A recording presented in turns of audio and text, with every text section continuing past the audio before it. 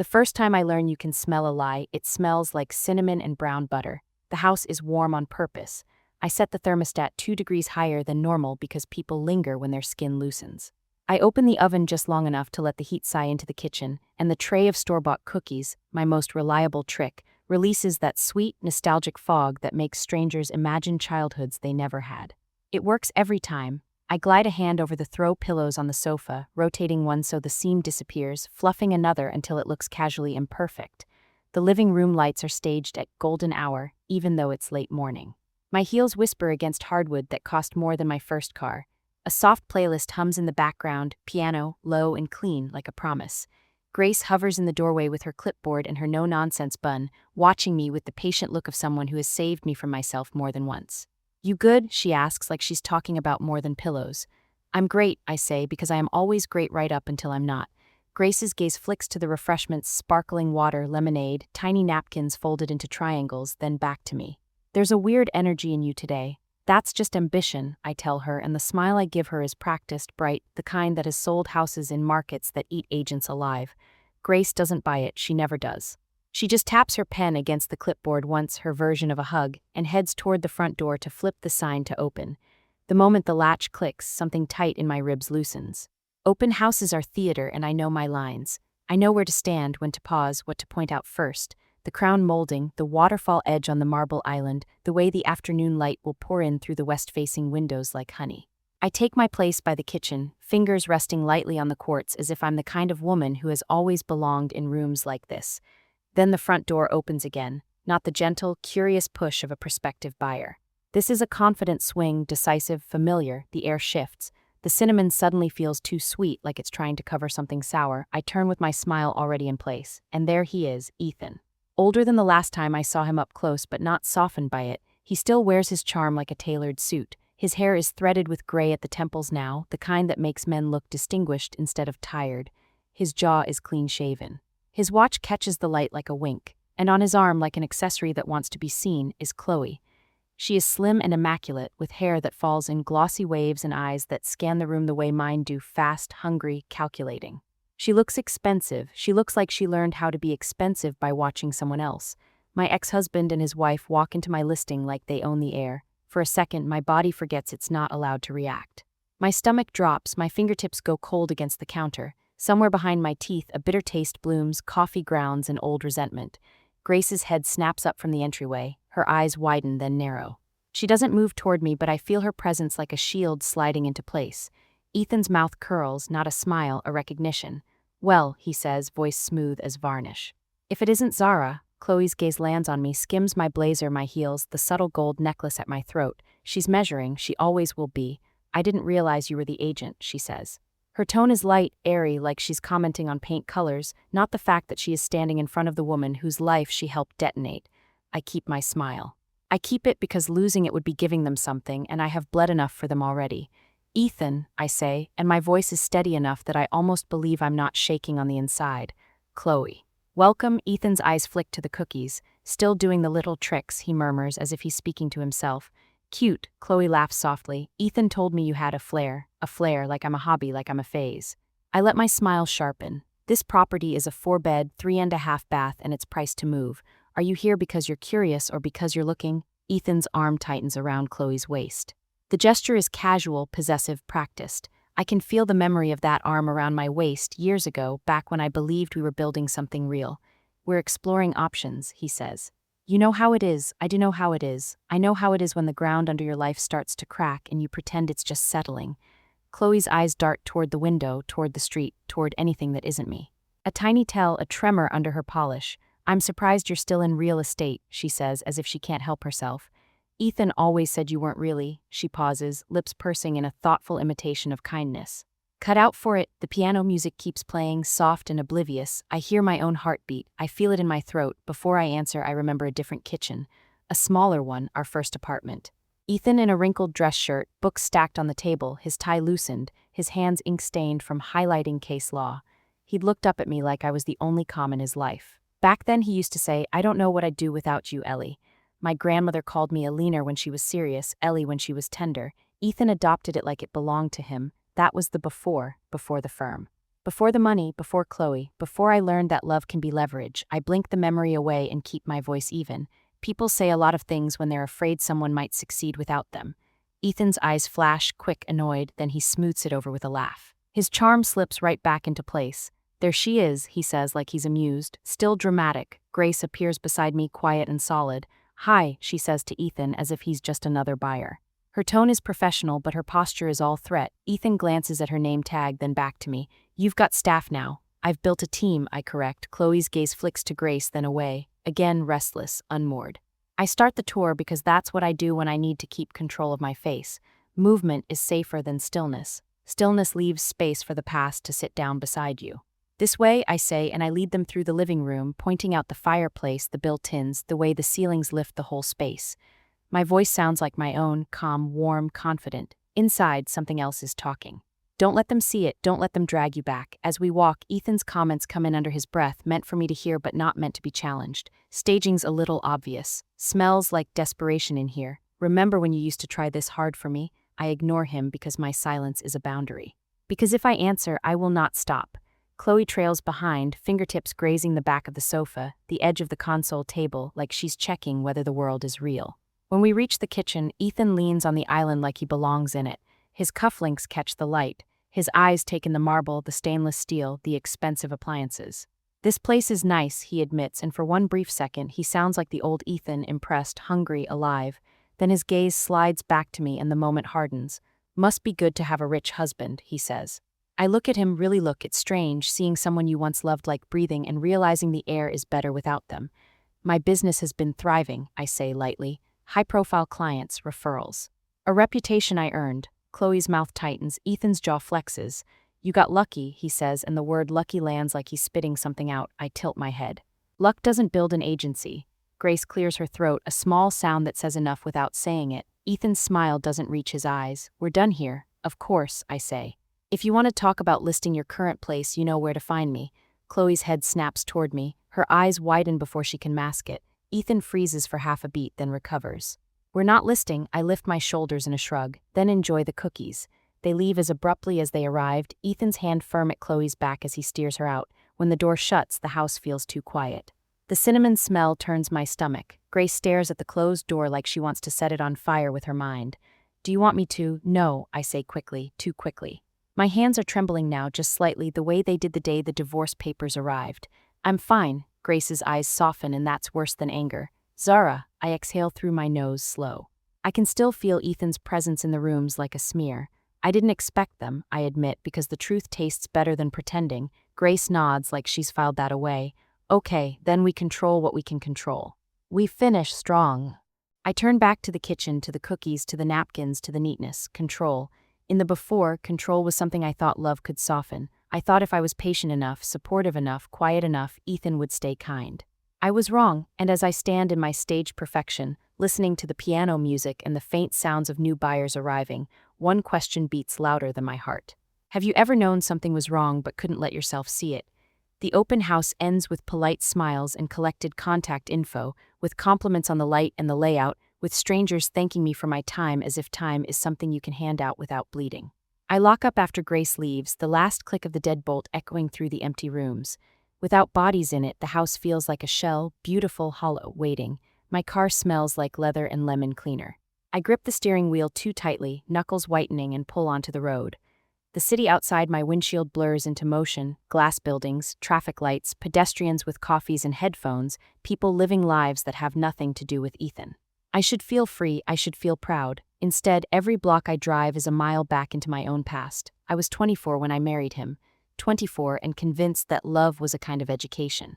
Ethan was brilliant even then, sharp, quick, magnetic. In law school, he could make professors laugh and sweat in the same sentence. He had a way of looking at you like you were the only person in a crowded room. He looked at me like that. In the beginning, he held my face between his hands and told me I was the reason he could do hard things. He kissed my forehead in the kitchen. He texted me mid-lecture, miss you. He called me Ellie with a softness that made me feel chosen. I built my life around that softness. When he studied, I made coffee. When he panicked, I steadied him. When he got his first job offer, we danced in our living room like we'd won something bigger than money. And when he started his firm, his precious firm, I was the one who kept the world running around it. I handled the bills. I hosted dinners for potential clients. I smiled through parties where his colleagues called him the future and asked me what I did as if the answer mattered less than the question. Back then, I didn't mind being the foundation. Foundations aren't meant to be seen. I park in my driveway and sit for a moment, engine off, hands still on the wheel.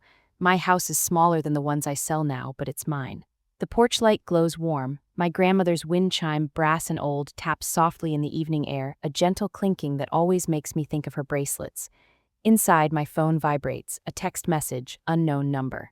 You need to be careful, he's not just shopping. My throat tightens, another buzz, he's asking questions about you, about your clients. I stare at the screen until the words blur. The before version of me would have dismissed it. Paranoia, drama. Someone messing around, the me I am now knows the world doesn't send warnings for fun. I type back with thumbs that don't feel like mine. Who is this? The reply comes fast. Someone who knows what he's capable of. Don't trust his smile. I swallow, my mouth tastes metallic. I walk inside, lock the door behind me, and lean my back against it like the wood can hold me upright. My living room is quiet, lived in, no staged pillows. A throw blanket actually wrinkled. A mug on the coffee table from this morning, ringed with tea. This is my real life, and Ethan is trying to step into it again. My phone buzzes a third time. If you want to protect what you built, start paying attention. I sink onto the couch. The cushion gives under me, soft and honest. My heart beats hard enough that I feel it in my palms. Grace's voice plays in my head. We control what we can control. I think of Ethan's smirk, Chloe's restless eyes, that flinch when I mention listing, financial trouble, cracks, and then this, a stranger who knows enough to warn me. My stomach twists, I don't cry.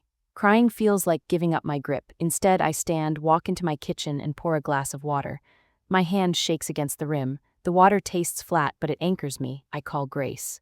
She answers on the second ring as if she's been waiting. Talk to me. I got a message, I say, silence sharp with attention. From who? Unknown number. Grace exhales once. Read it. When I finish, the pause on the line is heavy. Okay, Grace says finally. We don't panic, we get information. I don't want to, I stop because the truth is ugly. I don't want him near my business. Grace's voice softens. Then we build walls, real ones. Not just smiles. My gaze drifts to the framed photo on my shelf, my grandmother and me, years ago, her hand on my cheek, her eyes bright with that particular kind of wisdom that comes from surviving things no one claps for. I hear her voice in my memory, baby, don't be polite to your own destruction. I can't do this alone, I say, and the admission stings. You're not alone, Grace replies, immediate. I'm in, but you have to tell me the whole truth. No minimizing, the whole truth. I stare at the water glass, at the way the light refracts through it, how easy it is to bend something without breaking it. I'll come in early tomorrow, I say, good. And Zara, Grace's tone shifts, gentler, human. Don't answer any more texts tonight. If this person has something real, they'll still have it in the morning. After we hang up, I sit at my dining table with my laptop open, not because I'm working, but because staring at a screen feels like doing something. I search Ethan's firm. Articles come up, glowing profiles, awards, community panels. Photos of Ethan shaking hands, smiling wide, looking like a man who belongs on billboards. And yet the anonymous text sits in my chest like a stone. He's not just shopping. I remember the way he used to charm people, how he could make a room lean toward him, how I once mistook that gravity for safety. The before me believed his charisma meant he was good. The after me knows charisma is a tool. It can build. It can cut. I close the laptop and go to bed, but sleep doesn't come easily. My mind keeps replaying the open house, Ethan's voice, Chloe's eyes, that small, telling flinch. And every time I start to drift, my phone screen lights up on my nightstand like an accusation. No new texts. Just the glow of a threat that isn't finished. Morning smells like dark coffee and rain-soaked pavement. Grace is already in the office when I arrive, hair pinned up, blazer crisp, her desk cleared except for a notebook and 2 pens lined up like weapons. She looks up as I walk in and I see it, her worry disguised as competence. You sleep, she asks. Enough, I lie because enough is easier than no. She slides her phone across the desk. I did some digging. Grace does not dig casually. Grace digs like she's trying to reach bedrock. Ethan's firm has 3 active complaints filed with the state bar, she says. Nothing big enough to make headlines yet. Mostly client disputes, billing issues, alleged misrepresentation. My skin prickles. Alleged, I repeat. Grace's mouth tightens. Alleged means not proven and probably true. I sit across from her, the chair cold under my thighs. Why didn't I hear about this? Because you stopped watching him, Grace says, not unkind, and he's good at keeping messes quiet. My phone buzzes in my bag. The sound is small, but it detonates something inside me. I pull it out. Unknown number again. Check the county records. Look for liens. You'll understand the open house. My pulse jumps. Grace leans forward. That them? I nod. Okay, she says, voice steady. Now we answer, but we do it smart. I type. Who are you? Why are you helping me? The reply takes longer this time, as if whoever is on the other end is debating how much to reveal. Because I'm tired of watching him ruin people, including me. A pause, then, if you want the truth, you have to stop hoping it's not true. My stomach turns, Grace reaches for her laptop. County records right now. We search. It starts as a trickle, documents, dates, legal language that feels like a foreign country. Then the trickle becomes a rush. A notice of default on Ethan and Chloe's property, a lien filed by a contractor, a tax issue flagged and unresolved. Grace whistles under her breath, so that's why they're exploring options. The office feels too bright. The overhead lights hum, my palms sweat against my phone. Ethan isn't just struggling, he's bleeding. And if he's bleeding, he will look for someone to stitch himself back together. Me, my business, my reputation, my clients. I stand abruptly, the chair scraping. I need to talk to my grandmother. Grace nods like she expected it. Do it. My grandmother's house smells like cardamom and old books. The moment I step inside, my shoulders drop a fraction, as if the air itself is holding me. She sits by the window with a shawl around her shoulders, a mug of tea steaming beside her. Her hands are smaller than they used to be, but her eyes are sharp enough to cut through excuses. She looks up when I enter. Eleanor, she says, using the name like a pin. Come here. I sit on the ottoman by her chair, close enough that I can feel the warmth radiating from her. I saw him, I tell her, her eyebrows lift slightly. And it felt like my body remembered before my brain could. She hums as if that makes perfect sense. Your body keeps receipts, I swallow. He's in trouble, financial trouble, and someone is texting me, warning me. My grandmother takes a slow sip of tea, then sets the mug down carefully. What do you want, Zara? The question lands heavy. What do I want? The before me would have wanted Ethan to apologize, to admit it, to come back crawling and prove that I mattered. The after me wants something else, something steadier. I want him away from me, I say, away from what I built. My grandmother's gaze doesn't soften, but it warms. Then you stop being polite, I exhale shakily. I don't know what to do. Yes, you do, she says. You just don't want to become the woman who does it. I flinch because she's right. She reaches out and takes my hand, her skin papery, her grip firm. Listen to me. There is revenge and there is justice. One keeps you chained to the person who hurt you. The other sets you free. They can look similar from far away. I blink fast, throat burning. How do I tell the difference? You'll know, she says simply, because revenge tastes like him. Justice tastes like you. On the drive back to the office, her words sit in my chest like a weight and a compass at the same time. Grace meets me at the door. We got another text, she says, holding up her phone, unknown number. Same thread. If he reaches out, record everything. He'll try to bait you. He always does. My jaw tightens. Grace watches me. Zara, this person, whoever they are, they're close. I think of the earlier message, including me. Someone inside Ethan's orbit, someone getting burned. I pull out my phone and type one more message to the unknown number. Tell me who you are, not to use against you, because you've earned the right to be known. The reply takes 3 minutes. The longest 3 minutes of my week. Megan, I was his paralegal. I have copies of everything. Grace reads it over my shoulder. Neither of us speaks for a moment. Then Grace says, quietly, she's been inside. She has the actual documents. I look at the message, at the name. Megan, the paralegal Ethan used to blame for his mistakes in the early years of the firm. The one who always went quiet when his voice went sharp.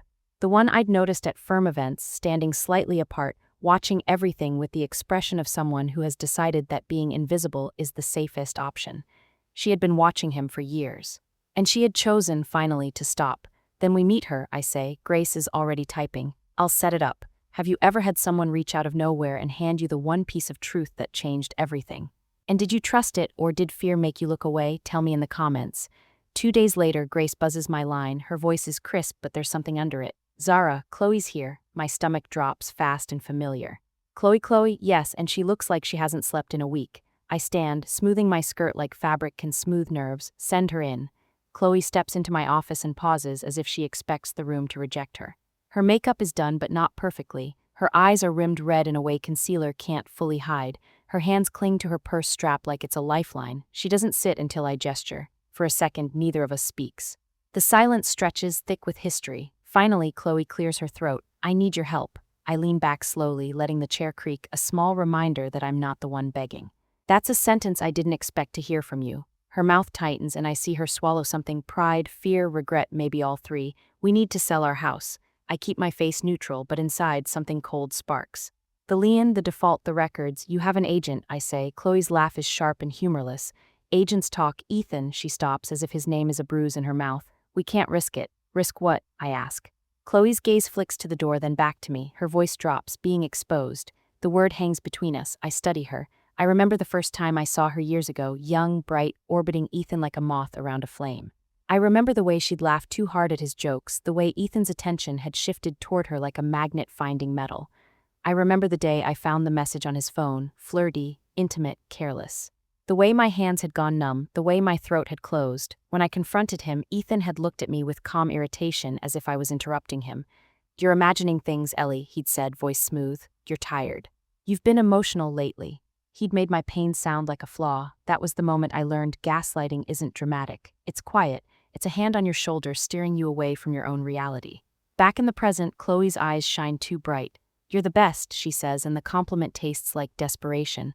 "Everyone knows that. I wouldn't be here if it wasn't bad." Grace's words echo, "We get information." My grandmother's words echo louder, "Revenge tastes like him. Justice tastes like you." I fold my hands on the desk. "Why me, Chloe?" Her shoulders lift and fall in a shallow breath. "Because you'll do it right. Because I'll do it right." Not because she's sorry, not because she understands what she did, because she needs me. The irony almost makes me laugh. Instead, I nod once. "I'll look at the property." Relief floods her face so fast it's ugly. "Thank you," I stand. "But Chloe, this will be professional, clear boundaries, clear terms." She nods too quickly. "Of course."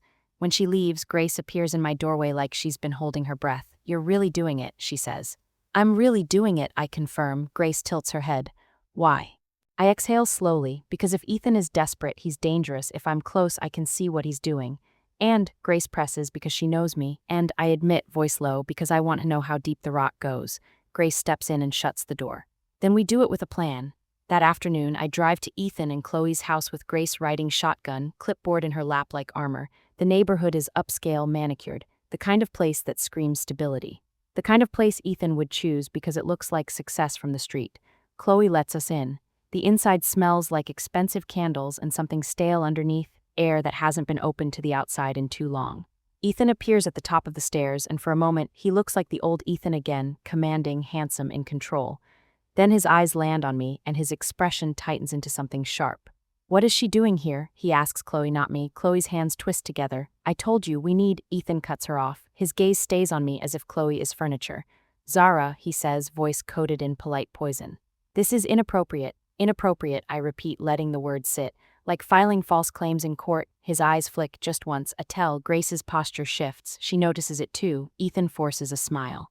Always dramatic. I glance around the house, taking in the expensive finishes, the staged family photos that look like they were chosen by someone who understands optics. And suddenly I see it, not just the house, the performance.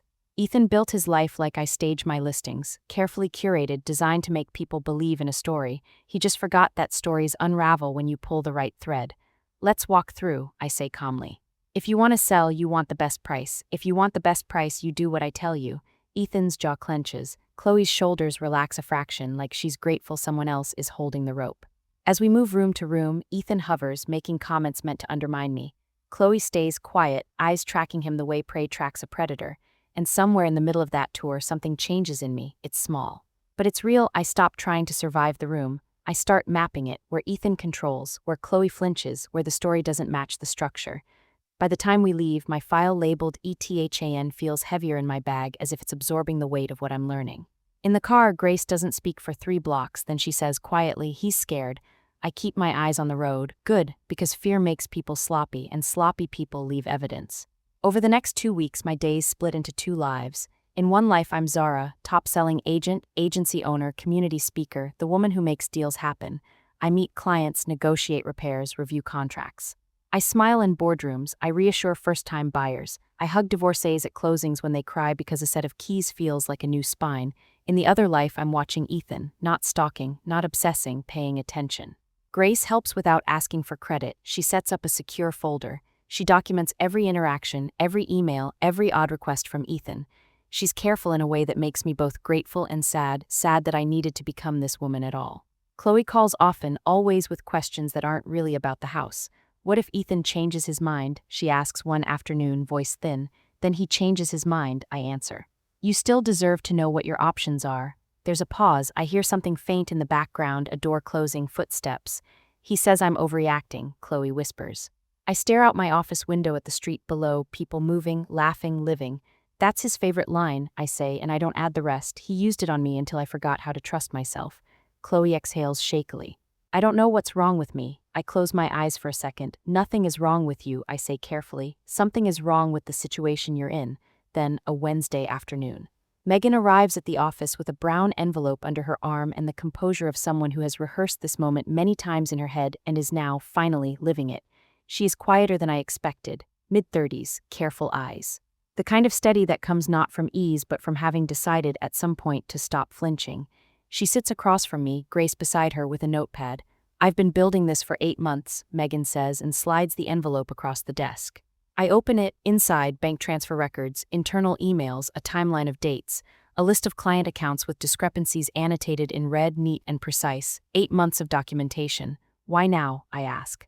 Megan's jaw tightens, because he threatened to make the next complaint look like mine, because I have a daughter and I'm not going to spend the rest of my career cleaning up his messes. She looks at me directly. And because I watched what he did to you, from inside, I watched him talk about you in that office like you were a problem he'd solved, and then I watched you build something real anyway. The room is very still. I'm not doing this for you, she says, preempting me. I'm doing it because it's right. I know, I say. We look at each other across the desk, two women shaped by proximity to the same man. Neither of us needing the other to be a saint. Thank you, I say, and I mean it simply without drama. Megan nods once. What do we do with it? Chloe's change doesn't happen all at once. That's the thing about it, watching from the outside, you might miss it. It's not a single moment of decision. It's not a speech or a confrontation or a dramatic scene in a doorway. It's smaller than that. It's the afternoon call where she stops asking, what if Ethan changes his mind, and starts asking, what do I need to know about the sale timeline? It's the Wednesday she calls me from her car, parked 2 blocks from the house, and says, I looked up a divorce attorney. I haven't called yet, but I looked her up. It's the way her voice changes, incrementally, over the course of 3 weeks, the thin quality becoming something with slightly more weight behind it. Not confidence yet, the precursor to confidence, the sound of someone who is beginning to remember that they have a spine. I don't take credit for it. Chloe's change comes from Chloe. I just didn't hang up when she called. My phone buzzes again midweek. Unknown number, Megan's burner. He's moving money, not just his. Client funds, watch for a new account. My fingers go cold. Grace leans over my desk. New text, I nod. Grace's mouth tightens.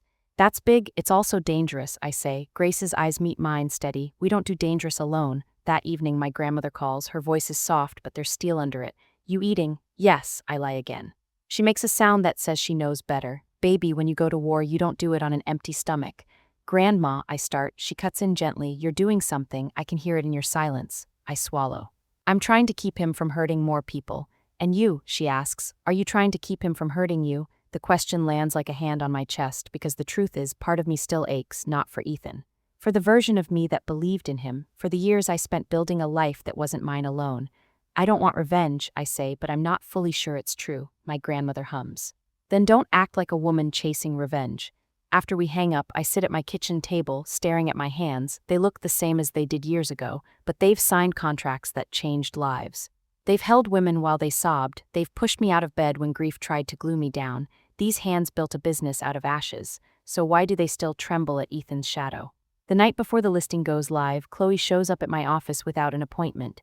Grace tries to intercept her, but Chloe slips past, cheeks wet, eyes wild. He found out, she says, voice cracking. My stomach drops. Found out what? Chloe's breath stutters. That I talked to a lawyer.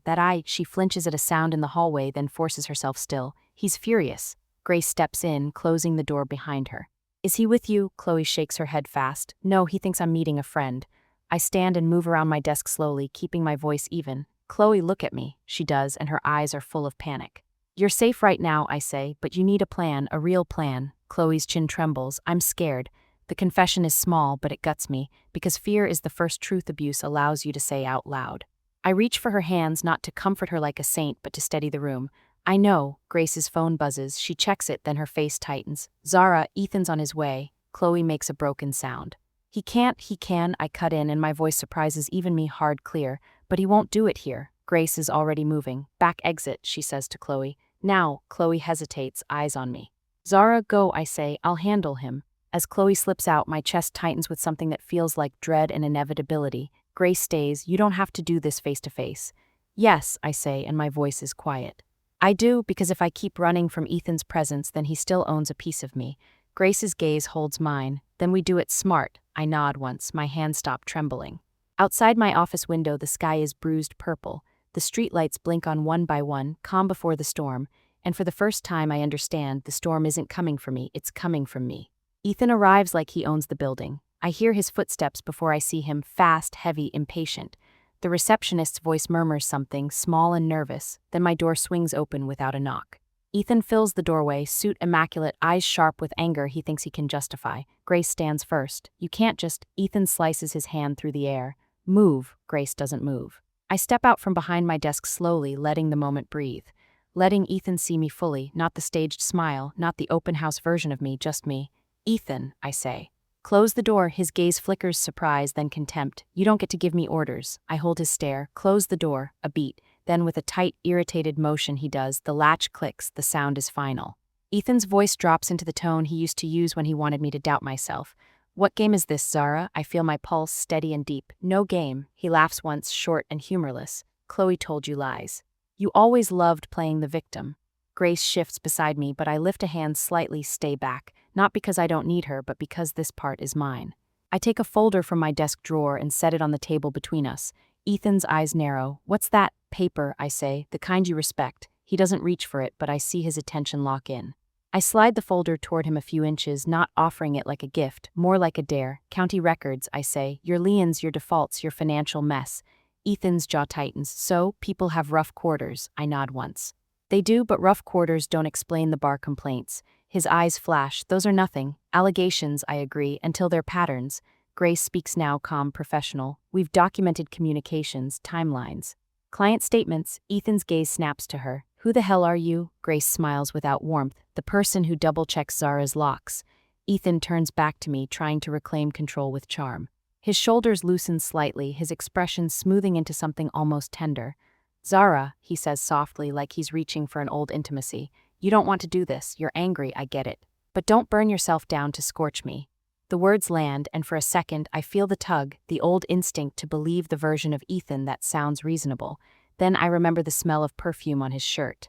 The late nights, the way he looked at me like I was inconvenient. I remember signing divorce papers with hands that wouldn't stop shaking. I remember building my agency while my heart still felt like broken glass.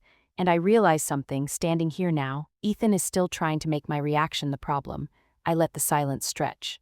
Then I say quietly, I'm not burning anything down. Ethan's eyes harden. Then what are you doing? I inhale. The air tastes like office paper and stale coffee. I'm choosing, I say. Grace steps forward, placing another file on the table. This is Megan's file. Not everything, not the originals, which are safely stored where Ethan cannot reach them, but enough. Enough for him to understand that what he is looking at is not the work of a bitter ex-wife and her assistant. It is the work of a woman who worked inside his operation for 6 years and documented what she saw. Ethan's eyes move across the first page, and something happens to his face that I have never seen there before. Not anger, not contempt, fear, real fear, the kind that doesn't know how to perform itself. Where did you? He starts. It doesn't matter where, I say. It matters what it is. He stares at the documents. This is a report drafted for the state bar, Grace says, and a separate packet for the DA's office regarding potential misuse of client funds. Ethan's face drains. You don't have grounds, I hold his gaze. You want to gamble? He takes a step closer, voice dropping low. You do this and I'll destroy you, I'll sue you into the ground.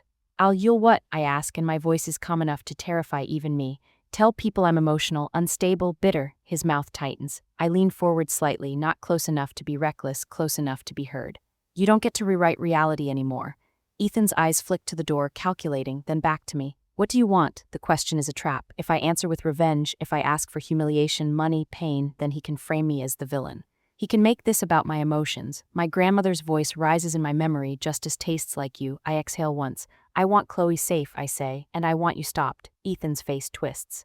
Chloe is my wife, and she's a person, I reply. Grace's phone buzzes. She glances at it, then looks at me. Chloe made it to her sister's. Relief slides through my chest like cool water. Ethan sees it. His eyes sharpen.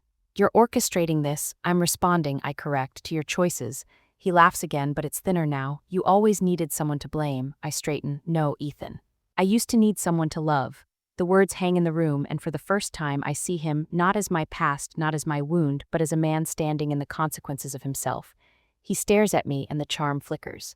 Under it, there's something small and ugly, entitlement, the belief that he should still be able to reach into my life and rearrange it. He steps forward suddenly, hands on the table, leaning in. If you go through with this, he hisses, you're no better than me.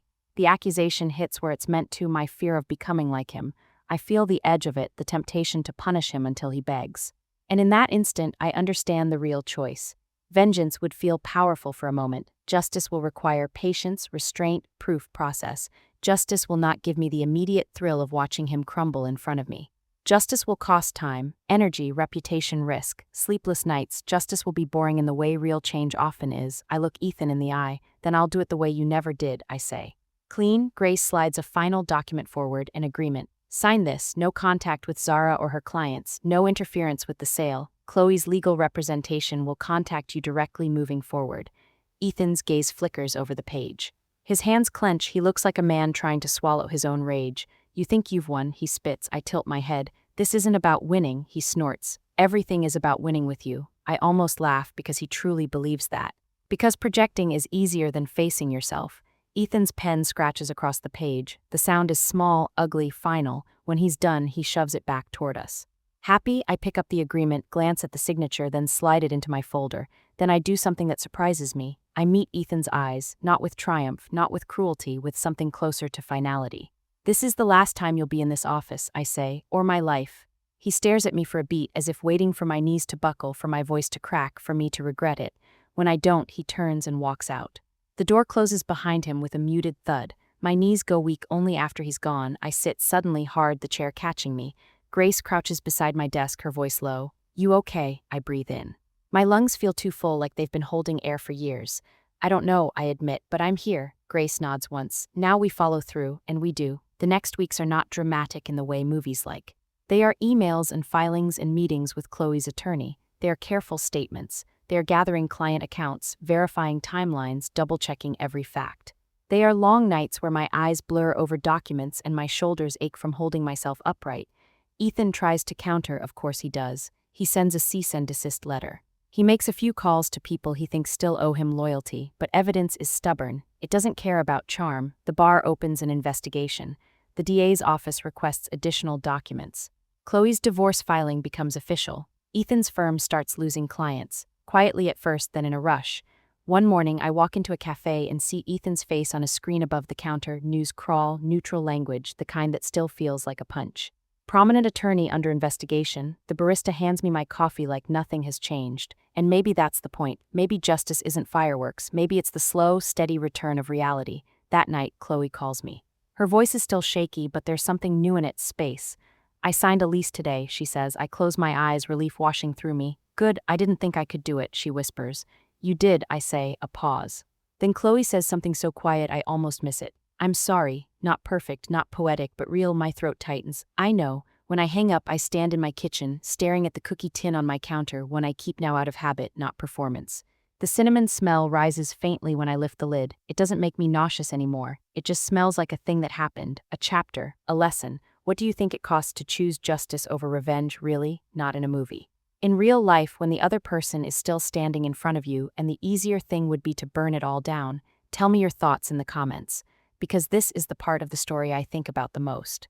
1 year later, the wind chime on my porch sings in the spring air. The sound is soft, uneven, human. Grace is in my kitchen, barefoot, stealing strawberries from the bowl like she pays rent here. Her hair is down today, loose waves instead of the armor bun. She's laughing at something on her phone, an actual laugh, not the polite business version. You're smiling, she says, looking up at me. I touch my cheek like I need to confirm it. Am I? Grace nods. You didn't smile like that last year. Last year, I measured my days in threats and documents, in vigilance, in bracing. Now I measure my days in closings and celebrations. In women sending me photos of their new front doors. In thank you notes written on stationery with shaky handwriting that says, I didn't think I could start over. I still have the ETHAN folder. It's archived now, sealed, labeled, stored where it belongs in the past, not on my desk. Ethan's investigation didn't end with a dramatic courtroom scene. It ended with consequences. Sanctions, settlements, a quiet collapse of the persona he spent years polishing. He moved out of the city. I heard it through a friend of a friend, the way news travels when it's no longer sharp enough to cut you. Chloe stayed. She finished a certification program and got a job with a nonprofit that helps women navigate legal resources without getting swallowed by them. The first time she told me, she sounded surprised by her own pride. I'm good at it, she'd said. Yes, I told her. You are. We are not best friends. We are not some neatly healed sisterhood that makes betrayal disappear, but we are honest now, and honesty is its own kind of repair. Megan stayed in the city. She left Ethan's firm, obviously left before the investigation closed, with a reference from the Bar Association itself, which she told me about with a quiet satisfaction I recognized as earned. She works at a small employment law office now, the kind that takes cases other firms find unprofitable and clients find essential. She sends me a message every few months, nothing dramatic, a link to an article. A line about a case she found interesting. Once she texted, "I don't think either of us needs to be grateful, but I'm glad we were on the same side." I wrote back, "Me too, that's enough, that's more than enough." My grandmother's health has slowed her body but not her mind. She sits on my couch now, wrapped in her shawl, giving advice like she's still running an empire. When she looks at me, her eyes soften in a way that makes my chest ache. "You taste like you again," she told me recently, after a long pause where she studied my face like a map. "Not like what he did to you." I didn't know I'd needed to hear that until my throat closed around it. This morning I'm staging a new listing, not because I need the theater, but because I love the craft. The pillows are still turned just so. The cookies still go in the oven. The cinnamon still rises, warm and familiar. But the smell doesn't mean denial anymore. It means I survived a story and kept writing. Grace bumps my shoulder as she passes. Ready, I look around the house, bright windows, clean lines, possibility hanging in the air. I think about the woman I was before, Ellie, trying to be enough for a man who only knew how to take. I think about the woman I became, Zara, building walls, gathering truth, choosing clean justice over dirty revenge. I open the front door and let the day in. "I'm ready," I say, and for the first time I mean it without needing to prove it, because betrayal didn't get the last word, I did. This story is about what happens when you stop auditioning for love and start authoring your own life, one choice, one truth, one steady breath at a time.